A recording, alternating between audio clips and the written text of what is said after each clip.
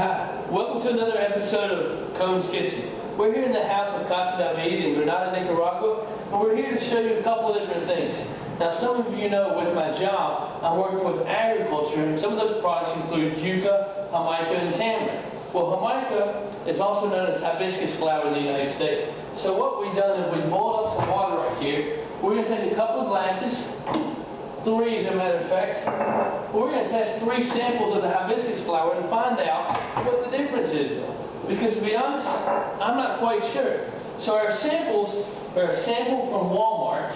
Yes, they've got a Walmart here that's a different name. It says it's organic and it comes from the local area. Another one is a non-organic version that comes from La Colonia. That's not a it is a Walmart chain, but it's a nicer grocery store. The third sample is ours. So what we're going to do is we're going to take this pipe of hot water, put in a small sample in each that I've already pre-portioned out.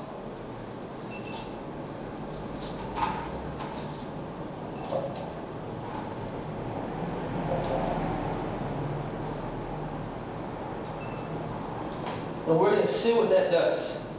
The hot water goes inside.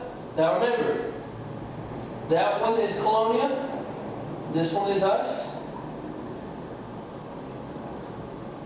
and this one is Walmart.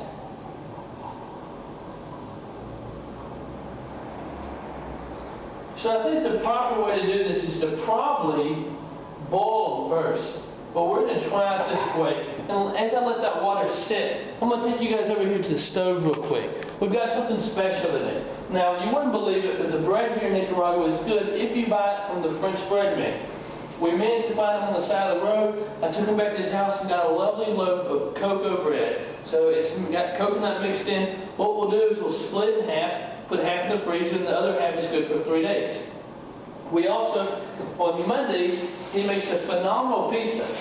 So we got a pizza from him. It's just a little small one, but personal pan pizza.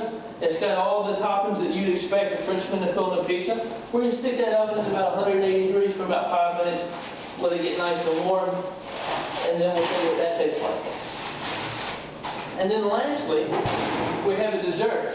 And this is great for your coffees as well as your teas. So what we'll do is we'll try this with our hibiscus flower, our jamaica tea, and see how well this tastes. Now if we go back over here to our 3 different test samples of the hibiscus flower, as you can see, there's a color difference already. The one from Walmart has a very bright color, and it's also the newest. I bought it today. The jamaica from our office has been sitting for about a week, and it's a little bit darker in color. It's almost brown or an amber color. And then finally the tea from La Colonia, which is not the Walmart, that's the right one, okay. It's a very dark red, like a cherry red. So we'll get a spoon, mix this up a little bit, and see what they look like. Yep, it's keeping that red, dark color. Now, the actual flour is losing most of its color. And as with mine, we'll stir it a little bit. And it's keeping that same color. I might have a little bit too much in my concentration. I believe so. So we're going to take some out not to skew the sample too much. There's still plenty in there. And then finally, the one from the Walmart. It's the prettiest looking. It's all about the taste. Now don't be concerned that the colors are that much different initially, because we know there are varieties of the hibiscus flower. So the real test is going to be in the taste. Now I know you're thinking, I don't ever drink hibiscus tea, so why start now? Well, it's supposed to be good for you. It has a lot of good health elements, so they make herbal medicines and teas out of them. And believe it or not, they also make jelly. Now you wouldn't be able to make jelly with the dried version, so you'd have to get the fresh one, mix it with some sugar, cook it for a few minutes. So we're going to throw some ice in here with the jamaica after it sits for another 5 minutes. Get our pizza out and we'll let you know how it goes. Stay tuned. Now I just wanted to show you the different jamaicas up close. Now remember, this is a dried flower, and if you'll look at them, well, this is a little bit of a browner one. This is the one from the really nice La Colonia grocery store. This is ours. It's more of just a dark color. It's got a little bit of a red tint to it. And then as you can see, the one from Walmart is definitely redder in color. Now, I'm going to smell them too, but I want to show you how they look in the glass afterwards. Now these two are almost exactly the same color. This one's got more of a red tint though when I swirl it. This one's a little bit darker, and this one's still the lightest. Now it could have something to do with how much I put in of each. I try to get it even, but I could be off.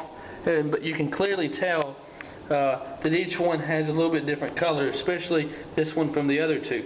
I tried to do a drop set test on here to see if we could see the color difference, but that didn't work.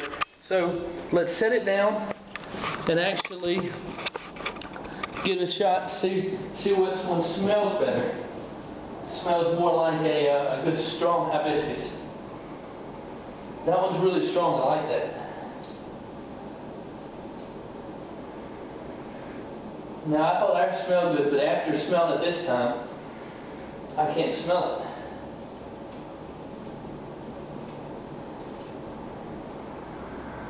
And the one from Colonial smells pretty good also. That's sad to see. But when you have a small handful, I can't smell ours as well as I can smell the other ones. So what that tells me is that we might have a bad method for drying. In other words, if we're drying ours too quickly in the sun, then maybe it's pulling out a lot of the nutrients and causing the smell to go away, because I really can't smell it. Well, anyway, we're not very far in this project, so there's still time to make improvements. But for right now, let's check on our pizza. Oh, it looks good.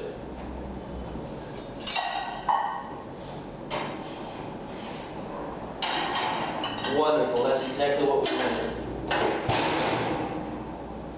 So as you can tell, the pizza here has got a great color.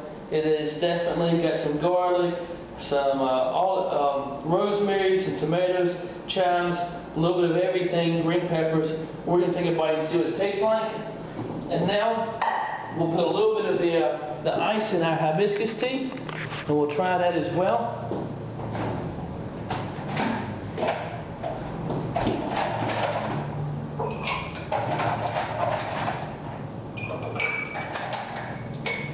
We'll try to add the same portion of ice to each of them to keep our test results very similar. And then once that cools down, we'll have some dessert to go with it, and it should be great. So, you're at the Casa David at the Cone's Kitchen for episode 3 or 4. We appreciate you joining us along as we run some official work test results with our hibiscus flower. This is David Cone coming to you live on a Monday night, and we're out.